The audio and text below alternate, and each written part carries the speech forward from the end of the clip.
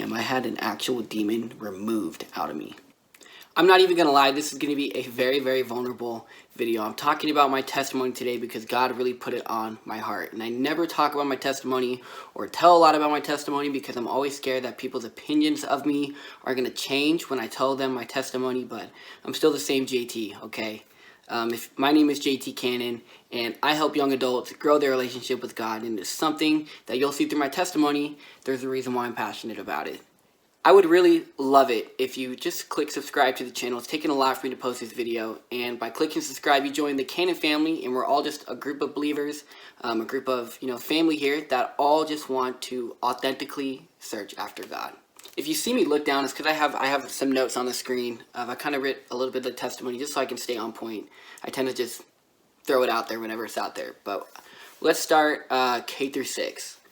K through 6, I have almost no memories of it. It's like a weird black hole in my heart or like in my life that like any memories just kind of like got sucked into and I just never see them again. I don't have any memories of it, and it's partly because it was just so traumatic from what I've heard from my family or like my twin sister who also remembers a lot of what went on during my childhood, and it was a lot of trauma, a lot. What I remember from it really isn't pleasant. I remember consistently being told that life would be better off without me, that like my life would be better off dead, and that if I disappeared, everything else would just magically be okay. I was always told that I was the issue, that if I disappeared, everything would be cool, and I was too hyper to be funny, but also like too unique to be cool, and I was bullied just so much, not only by my peers, but by my sister and my teachers and just anybody really around me. And sometimes I deserved it, not gonna lie, but a lot of the times I didn't. I was just a young kid trying to make friends and trying to get attention that I really wasn't getting from my family. And every time I would open up about how I feel with bullying and all the hurtful comments I was getting, everybody would always tell me that it was my fault, that I was the reason why it was happening. My family would tell me it, my peers would tell me it, even my own teachers would tell me, if you were this way, you wouldn't be bullied. And I remember one time I was swinging on a swing all by myself. I had no friends at this point. Everybody was at recess playing with their friends, and I was just swinging on a swing by myself because I didn't have any friends. And my sister just came and shoved me off a swing, and that's really representative of like my whole childhood. And it's always been me, and then someone comes along and just kind of throws me off and ditches me, and I've always just kind of been alone. And I remember being bullied so much that I would lash out, and I wanted the attention so much, I would just lash out at anybody. Even if it was good or bad attention, it was still attention. Like I remember during when 9/11 happened, the only kid who had like would ever talk to me maybe a couple times throughout the year, he was an Iraqi-born citizen, and I straight up told him that, hey, 9/11 was caused by your family, and that was not right at all. But in my mind during that time, the attention I got was the attention that I wanted. I wanted some sort of attention. And I'm not saying this stuff because it was the right thing to say. I'm saying it because it's the truth. And with my testimony, it's all about the truth. Sorry, that was my cat opening the door. Now, because of all this alone time I and I was so alone, didn't have anybody looking out for me, I did everything I could to get the attention. Like, I lashed out at the friend, I was bullied. It even got to the point where I would dumb myself down to get the attention from others. When I was in 3rd grade, I was reading at a junior and college level. Like, I was a smart kid, reading comprehension-wise and writing. Like, I was great at that stuff. But I would dumb myself down to make myself feel equal with my peers when, I was never really equal, and I should never have had to do that in the first place. It was stupid at the time, but remember, this video isn't about what was smart. It was about the truth, and that's what this video is about. There's a lot of stuff that happened in K through 6 that I don't remember, so I really don't want to speak on it, but we can move on to in middle school. And so in middle school, things got a whole lot worse. My elementary school, K through 6, was a charter school, and it was not faith-based. It was just kind of like a private school. It's a weird thing with private and public schools here in the United States. But middle school was my very first public school. Now, I grew up in a Christian household. More on the Christian part later. I grew up in a Christian household, so I didn't know any type of stuff, like no sex, never heard about any of that stuff, like curse words. Like, I heard them around the house, but I never knew what they meant. And middle school kind of just rocked my world with that. I remember during this time I would get in fights with all kinds of other students because I was still bullied at the time, because remember, the bullying got worse. I would literally take apples that I got from the cafeteria for free, and I would throw them at a wall just to get out my anger and feel like I could do something, like lash out took it out on the apples. I would even break computers by sticking paper clips inside of a computer, making it go staticky, making it almost like self-destruct.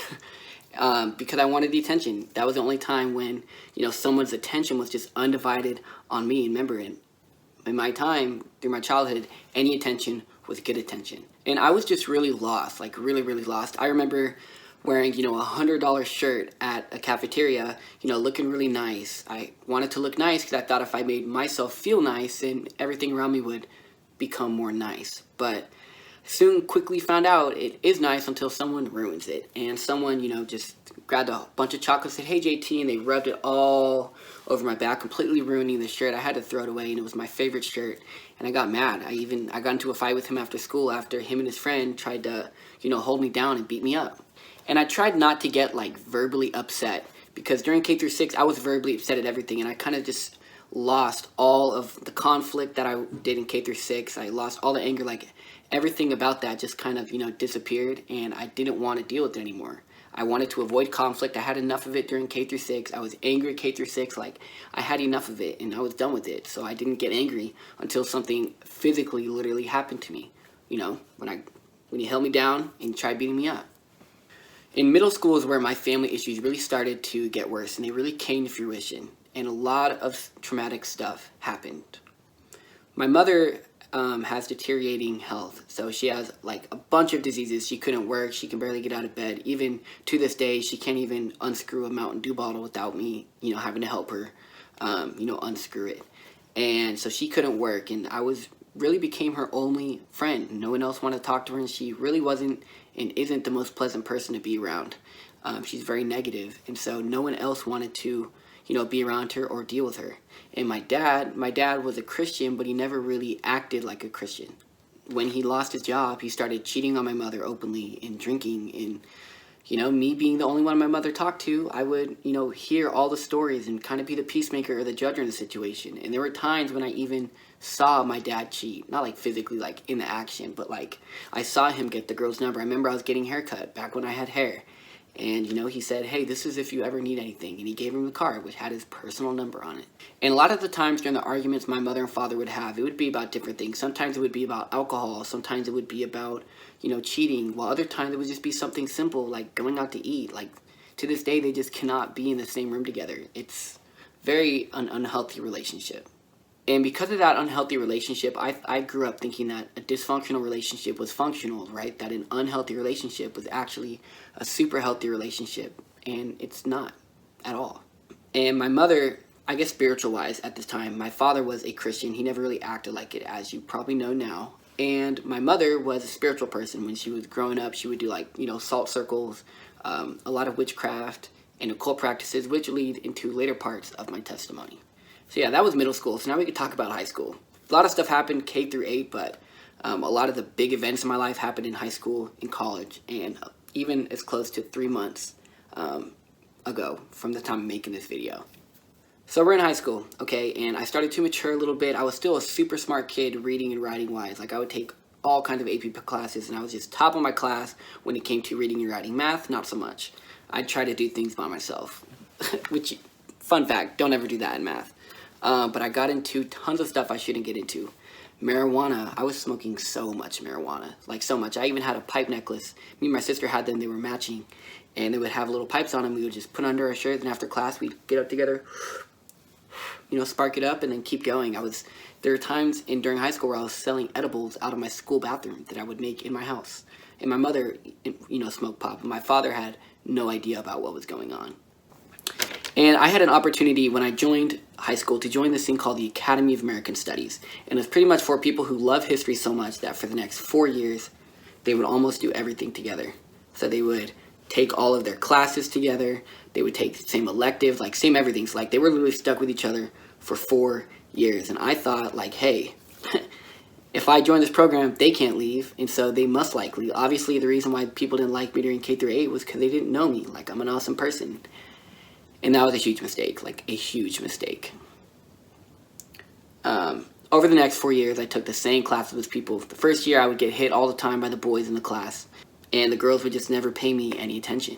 they hated me and they bullied me. They told me I was worthless, all kinds. I was never shown any sort of love from them at all. And I took it to heart because I was like, man, I spent 4 years with these people, like they don't even like me, and I spent 4 years with them, so maybe there is something wrong with me. And I begin to have this lowered self-worth image that I couldn't do anything right, like I was very unconfident, and it just hit different, you know. And once again, like I had no friends at this time. I took all the same classes with the same people. I think I had 2 friends all through high school that I barely hung around with, and they definitely weren't the best influences on my life. And one of them was even into demonology, which is where, when we talk about later, where a lot of my testimony comes from. And yeah, there were a lot of experiences during this time, small experiences that I won't talk about in this video, but I guarantee I'll talk about in another video. So, I don't know, subscribe for that. But now to the juicy juice. So during this time in high school, we're in 10th grade right now, by the way, I started having experiences with the occult. Like not little tiny experiences, like huge experiences. I had a friend who would into witchcraft and Satanism, and me and him together did research on demonology, which is the study of demons, or the theology of it, and how, like, I don't even want to go into in this video, but there's a lot to demonology. I definitely wouldn't recommend looking it up if you're a Christian, if you can't tolerate a lot of the stuff that comes with it. I even tried to sell my soul to the devil to become president of the United States one day. I don't have very many memories. I don't have very many of those, especially during high school. And the ones I do remember are traumatic. And so now I'll get flashbacks of things that I would do during high school that I don't know if I did. For example, with the President of the United States, I would write it down on an index card. I would say, devil, if you give me this, I'll have it. And then I would light it on fire. And I don't know if that dream is true. Either I'm having the memory again, or like I'm just keep dreaming the same dream over and over. So it might be true. And that I had a lot of experiences. I remember one time in class, in my 10th grade chemistry honors class, I saw a girl get demon possessed. And that rocked my world. So the person next to me hated me, but I made every effort I could to try to get her to like me, and she did not like me. And so one day she ended up getting demon possessed in class, and it was the craziest experience. And I'll probably go into depth on another video, but this demon threatened to kill me, my family, my pets. And it talked about how even though I would go to church as a kid, there was no power in Christ, and that God can't save you. Satan rules this world, so I'm under Satan's control. And he literally predicted 5 things that were going to happen to me that were very traumatic, and they would happen over like the next 5 years. And at the end of those 5 years, fun fact, is when I got saved. So I know that there is some truth into the occult, and this experience rocked my world. I wrote down kind of some of the things it told me, so let me read it. It predicted a lot of the traumatic experiences, like watch my mother try to kill herself, becoming an alcoholic like my dad, and my sister, my twin sister, the one I grew up with, I knew before I knew my mother, emancipate herself. And those all came true over the next 5 years. And like I said, I've had other smaller demonic events, but that's like a really big one that I still think about to this day, and I still tell people when people ask me about my testimony. And during this time with the occult, I had tons of spirits entering my life, like coming in and out, and it was very terrifying. I remember one memory, I was right behind this door. I would wake up, and my 2 cats, they were twins just like me and my sister, and they would walk around in a circle as if they were looking at a prey or about to fight, but they weren't looking at each other. They were looking in the middle of it as if something I couldn't, I just got the chills, as if something that I couldn't see was standing there that was evil and that they didn't want in the house. And I felt terrified. It happened at 3 in the morning. And if you don't know anything about 3 a.m. in the morning, it's when spirits are the most active. I don't know if that's true or not, but I would wake up all the time at 3 a.m. as a kid, feeling terrified. I would feel demons literally enter my room. Like I would feel waves of, I'm literally getting chills when I'm saying this. Whew. I would literally feel waves of hopelessness, of remorse, of sadness, depression. It was just like, whew, just come at you like, you know, you step outside and, you know, you feel the wind on your face. That's what it would felt like when I saw these demons, like, come into my room at night at 3 a.m. And I couldn't sleep. I wouldn't fall back asleep. And it always happened until 3:59. And then once the clock struck 4, it just kind of went away very fast. Like, by 4:05, there wasn't any negative, like, aura or spirits, whatever it is, in my house. And It was terrifying, fam. It was so terrifying. I almost didn't want to go to bed sometimes, and I would set my alarm at 2:55. Be like, no, maybe it was just me dreaming. And I would set my alarm at 2:55, and I would wake up 5 minutes early to see like what's actually going on. And every time at 3 o'clock, I would feel this demonic presence. I would feel the enemy literally enter my room, and it was terrifying. I still have nightmares about it to this day. Nothing can compare to the feeling you get when an actual demon is coming into your room. The same way that when you feel God's love, you feel it so overwhelming, like you feel it touch you. Imagine that, but the completely opposite emotion. Like when you feel joy, no, you actually feel that same like power of the emotion, but sadness. And whew, I hope none of you guys ever have to experience that at all. And like I said before, I had a lot of traumatic experiences. So one of the experiences was watching my mother almost commit suicide right in front of me. She was having an argument with my sister, and my sister, I don't remember if it was my sister or my mother, but one of them called for help. And as soon as I went into the room, my sister left, and I heard my mother cock the gun and put it to her brain. And I had to talk my mother down from, suicide. And it was as if I had the pieces of my life. I had them, and my sister kind of just put the pieces of my mom's life in my hand and said, you pick up the pieces. I'm through with her, right? And to this day, I can't handle the sound of guns because of that. When that gun cocks, every single time I am reminded of what happened with my mother, just, doors down the hall. And it wasn't it was my sister's fault, but she had her own struggles at the time. And I'm not going to go into what she struggled with because that's her personal business. And I don't want to reveal her personal business. It's about my testimony in coming to Christ. But, she had some reasons why she would do it. And I remember also getting, verbally and physically abused by my family members as well. It wasn't as bad as, some other people that I've talked to, but it was still abuse, and abuse is abuse. And a lot of it wasn't so much physical, it was mental and emotional. And it took me a long time to even feel okay talking about it like this, much less even get over it.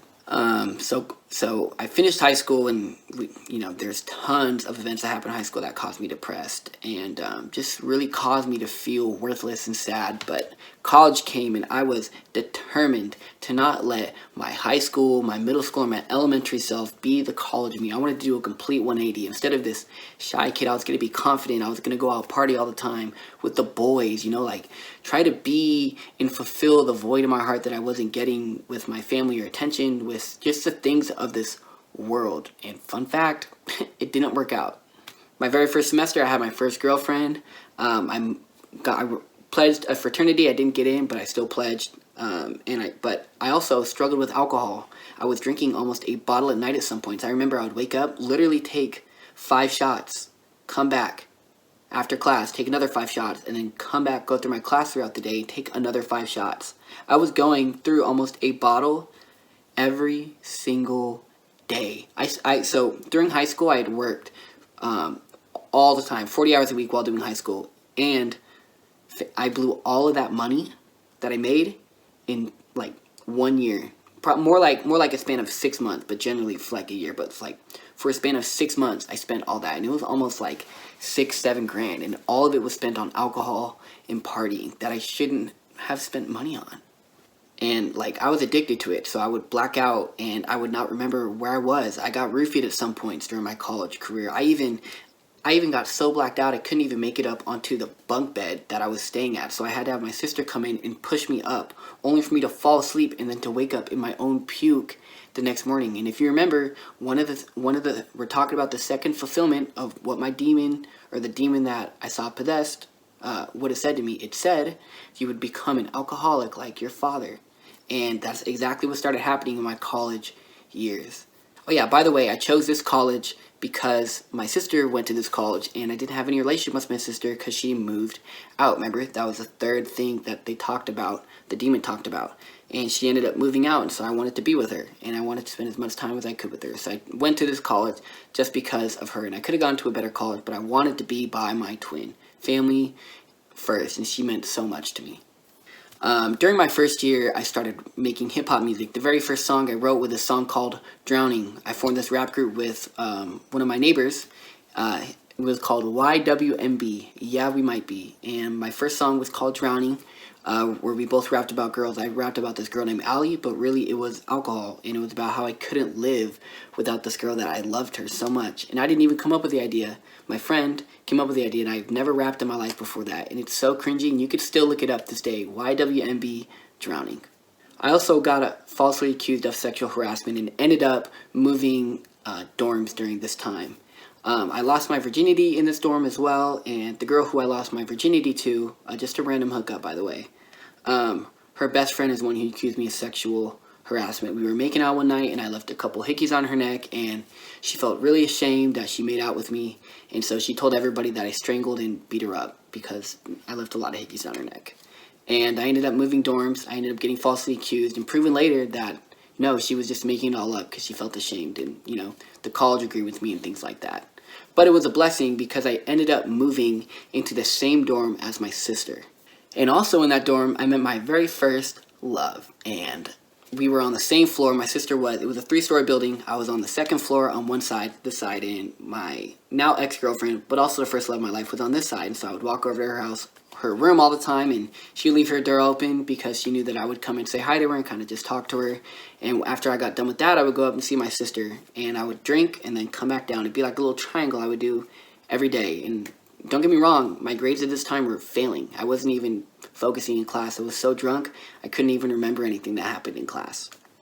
And with the love of my life, she would just have her door open, and we would just spend hours and hours just talking about life, getting to know each other, and just really being in community. And I fell in love with her straight up, and she didn't want to make the first step. She never had a boyfriend, and so I kept telling her all the time, "You're going to be my girlfriend one day."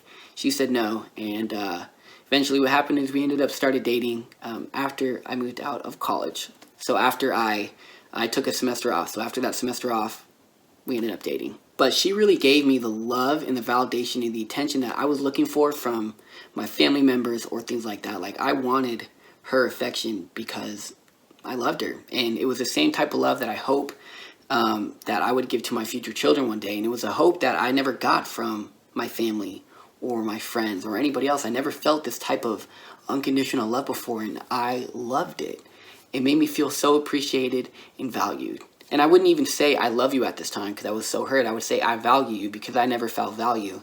And so to me, value said more than I love you. So I couldn't handle my first semester up in college. After everything that I'd gone through, I said, no. I need to take a break, a huge break from college. And I ended up moving back in with my parents, taking a semester off, and working full-time at my local fast food restaurant. This was in 2016, and everything was going right. Like, I was making bands. I got promoted at work to a shift leader, and I ended up moving locations to a new restaurant, so a new start for me. I was even had my own little rap name, Quo the Rapper, and I made 36 songs over 36 weeks, detailing my personal journey, or like how I felt at the time, all through like an actual rap song. And during this time, I thought everything was going good, but it really was going bad now that I looked at it. But I would sell weed out of, the fast food window. I'd exchange burgers for weed all the time. I'd put them in little coffee cups and just send them out. And I had like returning customers of people who would just buy weed. And like the restaurant became my home base for selling weed and stuff. And I would smoke all the time and the cigarettes. It felt good at the time, but looking back on it, it was one of the worst periods of my life. And I even left the restaurant in 2017 just because of a really bad experience. I ended up cursing out the manager, getting treated like dirt, and just tons and tons of stuff. But I still, I was dating a girl at this time, so she got me through it all. Like, she would tell me she loved me. I would FaceTime her every night, being so high, and I don't know how she dealt with it, but she was such a blessing in my life during this time. I don't know what I would do if she wasn't in my life at this time. And God really placed her in my life at this time for a very, very specific reason. And I think and believe that reason was to give me the love to get me through all these negative situations that were still happening to me. And I didn't feel a lot of the negative situations because I was just sitting there smoking all day. So it was just like, whatever. Go on and do something new. That was really all my 2016 and most of my 2017. In 2017 is where one of the biggest events I've ever had hit deep. I went to Mexico and took some tabs of LSD. I took 2 tabs with two friends who were nearby. Whew. And this is where it gets deep. Yeah, I'm feeling it. And my friend ended up trying to commit suicide off of a 2nd-story building, jumping off the building. And he took 4 tabs and he almost jumped off the building. And I had to fight him and wrestle him on LSD, not knowing what I was doing. I didn't even know what my hands were doing. I didn't even know where I was, but I was still fighting this person. And I was given commands during this time by the people around me, and the people around me turned into different figures. And so my mother was, when he said, "Justin, get him," my mother literally turned into Jesus. And once she turned into Jesus, I just felt this overwhelming sensation of love and peace and joy. Like, I was so happy and I was so willing to obey Jesus because I felt that presence. And I literally fought this guy while feeling the presence of God. It's really weird and it's trippy to wrap your mind around. And the guy who ended up almost jumping off the 2nd-story building, like, he slammed his head 4 times on tile, almost breaking the tile and cracking all of it. Like, what?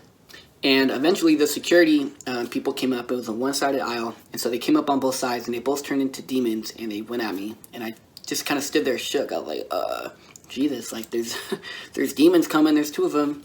And my mother, who was Jesus at the time, just said, "It'll be okay." And I guess she didn't say anything like that. She said, "Help him out." But I heard, "It'll be okay." And, you know, I helped the 2 demons, walk my friend over and put him into the room. And as soon as I touched the demons, right, everything went back to normal. I was still tripping, but I actually saw their real faces this time. Like, my mother was no longer Jesus. My mother was my mother. And the 2 security guards weren't demons. They were security guards. And it was like everything sobered up. And I know there's a lot of people that say you didn't truly feel God's presence. It was just, you know, the LSD. And to that I say, no, I felt God's presence because I can still feel his presence of what happened then to this day. And I can still remember it clear as day. If it was an LSD trip, I wouldn't be able to remember exactly what happened. And so just went the rest of my night tripping on acid and watching Stephen Colbert and slept the whole next day. Remember, LSD trips last about 12 hours. So I was in this weird hallucinogenic state for like 12 hours. And that experience changed my life. I knew I felt the presence of Jesus, and I know I felt the presence of Jesus, and I felt that love, the fruits of the Spirit just come over me like just a wave, like when you're in the ocean. I just felt it consume me. And I wanted that love throughout my whole life. I wanted that forever. I felt like that's what I was missing. I was missing that in my life. And I ended up, you know, pursuing God. I ended up going to church, not because I had to with my father, who wasn't a Christian, and act, you know, like I was a Christian, but because I wanted to. I enjoyed it, and I still didn't have friends, very many anyway. I think I had like 1, and they were all of college, so I only saw them for like a month at a time. I didn't feel alone. It was as if someone was walking with me. Someone was holding my hand. Like, it was just, I just can't explain the feeling. It was like the love that I was missing, that I never got, was just there. And it was there, and it was abundant in my life, and it wasn't directed at anybody. It was just inside of my heart, and I couldn't give it to anybody. So in that year, 2017, I ended up getting saved and baptized. Saved is what I thought. We'll talk about that later in 2019, or 2020 this year.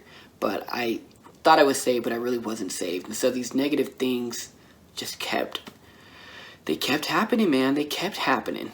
And even though they kept happening, I was able to get through it because I saw God and I knew what God was. And I had all this divine experience with God. And so I knew that God was real because I felt the presence, so I was able to get through it. And so in 2018, I did my first mission trip. I went to Fiji and I volunteered at Homes of Hope through the church I got baptized at. Some stuff happened in the mission trip that left a very, very bad taste in my mouth. And so I wanted a new church. And, you know, that same weekend, the day before Sunday came, God sent someone to invite me to a new church. It was 40 minutes away, and it was full of all just young adults who were on fire for God, and they were all college kids. And there wasn't like 5, 10. It was like 200, 300, 400 college students all living on campus together, and they were just doing life together. And it was a community that I would wanted for so long was in that church. And they all cared about me. They all loved me, or at least that's what I thought. What's my cat doing? They all cared me and they loved me, or at least that's what I had thought. And so I ended up getting ingrained in the church, and I had the opportunity to do a church plant with them. So I would go on college campuses and talk about the gospel to college kids, and then bring them onto our college church, right, the college church. And I did that for a long time, and I got really good, and it really challenged me in my faith. But it also, I started to notice the bad trends of the church. The church was very, very controlling. They would control my relationship at the time with my girlfriend, and they would control all kinds of my life or give me advice, but if I didn't take the advice, I'd have like some serious repercussions. And I didn't like that. I knew that wasn't what gospel taught, because the God that I saw and I felt in his presence, he wouldn't have that. He wouldn't have wanted that for me. And so I knew something was off about it, but I kept going with the church. So after a little while, I started doing research into the church, and I found out that the church was actually convicted of being a cult, and they were actually no longer welcome on college campuses, and they had to kind of do some maneuvering. And after getting kicked off of the board, the religious board of the institution, they were able to walk around and just talk to people.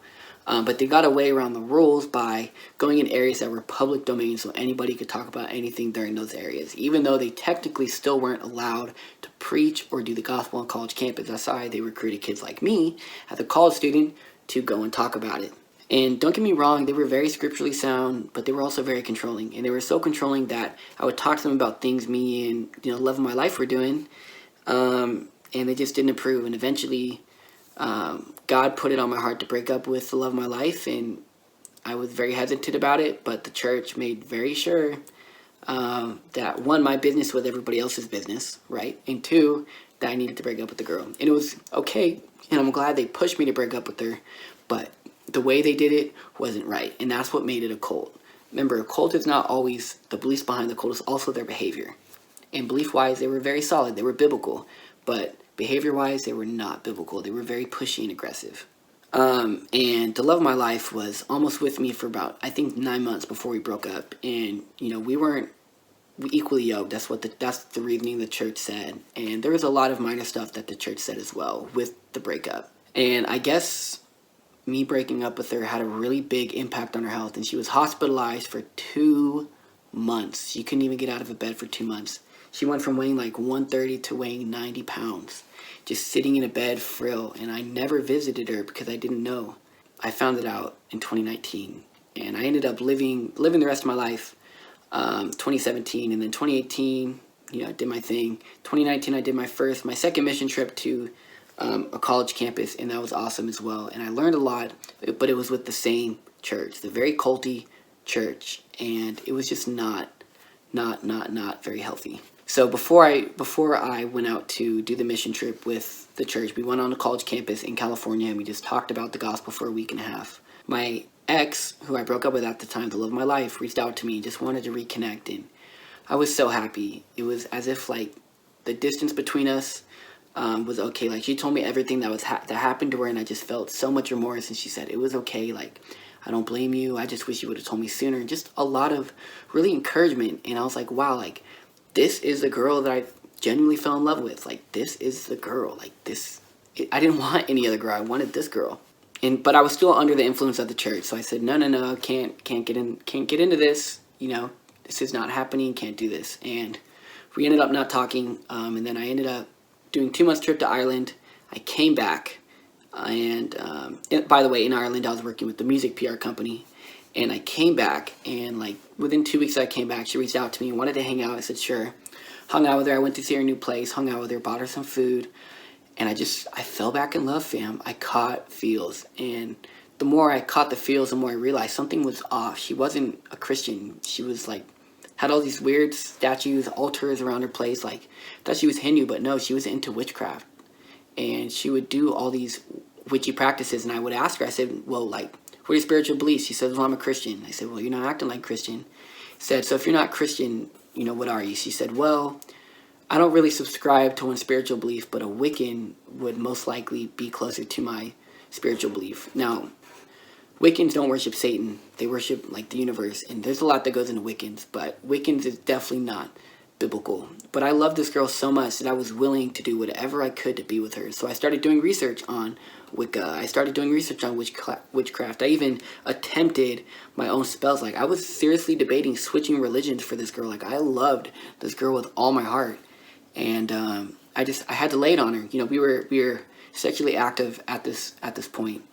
And I had to lay it to her and say, listen, I want to do this with you, but I want this to be genuine. Like, I want you to admit that you're catching the feelings as well. And she said admit that she's catching the feelings, but couldn't bring herself to get back to that person that I broke up with her with. That she was constantly reminded of me putting her in the hospital for 2 months. And because of that, she wouldn't take me back. And it was good that she didn't take me back. It was very good that she didn't take me back. I believe that she was using the energy that I had built up sexually to use for her spells. Like, I was a tool in her witchcraft pile. I don't know if that's the case. I have a feeling that was. In witchcraft, sexual energy is like the most purest energy because it's where life comes from. So they use that life energy and they perform like certain, they'll say like mantras or do things beforehand, and then they'll channel that energy into like a crystal nearby and then use that crystal for their spells, right? And there was always crystals when we were doing stuff. And I just knew I was getting used somehow. And I knew I was getting used. It was the Holy Spirit telling me, yeah, dude, you're getting used. And I thought I was saved at this point, but I wasn't saved. And this was only a couple months ago. This was in 2019. And so during that time, I also got connected to this awesome church that I'm in now, Impact Church. I love this church. I've never felt so much more welcomed and loved in a community like these. I thought the cult church was great. No. This church is everything that I could have ever wanted. I was loved. I was wanted. People were making time to hang out with me, get to know me. They were pushing me spiritually. They were so inviting. Like, I was like, where did these people come from? Like, where are these people all my life? Like, I would be in so much better place if I had these people throughout my whole entire life. And every day I counted it as a blessing because I never had friends that truly cared about me. And I never had friends in general. And I have so much that every time I go to hang out with them, I make another one. And it's all young adults, people who are my age, and they relate, and we all love each other, and we're all on fire, and that fire rubs off on all of us. And if I hadn't met Impact, I don't think that I would be, making and doing videos like this. They don't even know I'm making the video, but they're gonna know now. I keep telling you, I said I was saved, but I wasn't really saved, and that's true, because it turns out I actually had a actual demon in me. It turns out I was demon-possessed this whole entire time, and I knew something was weird, but I just thought it was normal. Like, I would look into a mirror sometimes, and I'd be looking at the mirror, and I wouldn't be smiling, but the face in the mirror would make this, like, really creepy face, or I'd be staring at the mirror, and my vision would just go black, or, like, really fuzzy, or I would get up, and I'd just feel, like, dizzy, and I didn't know anything was wrong. Like, everybody was telling me about God's love, and I was just like, man, I don't really feel God's love, and they're like, how could you not feel God's love? Like, you do everything right. Like, you read your Bible every day. Like, you do everything, like, scripturally sound like you know so much. And I said, well, sorry, I just, something's missing. If I knew, I would tell you. And one of my brothers suggested, like, maybe you have a demon inside of you. And I opened him about, like, all the occult practices I did, and he said, oh, you definitely have a demon inside you. We're going to find someone to help you out. And I said, help me out? Really? Like, I've had nobody in my life has been able to help me out, and you're going to find someone? The next day, he found someone. He found someone in the church who does exorcisms, and they remove demons out of you. And man, I'm not going to go on what happened, but fam, I had an actual demon removed out of me.